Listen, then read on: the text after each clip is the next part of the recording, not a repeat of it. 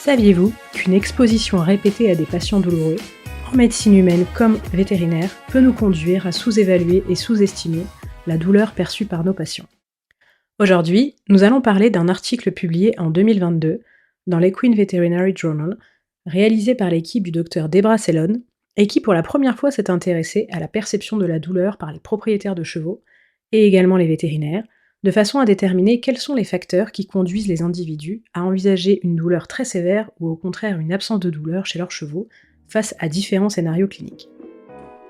Bonjour à tous, bienvenue dans ce nouveau quart d'heure veto du podcast Vet Masterclass. Je suis le docteur Sarah Prado, vétérinaire équin. Je vous propose de vous accompagner pendant quelques minutes pour vous partager les dernières actualités en matière de médecine et de chirurgie équine. Nous avons sélectionné pour vous les dernières publications, le meilleur des nouveautés. Sans vous déplacer, confortablement installé ou au volant de votre voiture, vous restez à jour et vous prenez ce moment pour vous. Les voies neurologiques de la nociception et leur intégration au niveau cérébral qui aboutissent à cette émotion qu'est la douleur et sa perception par l'individu sont très similaires à travers les différentes espèces.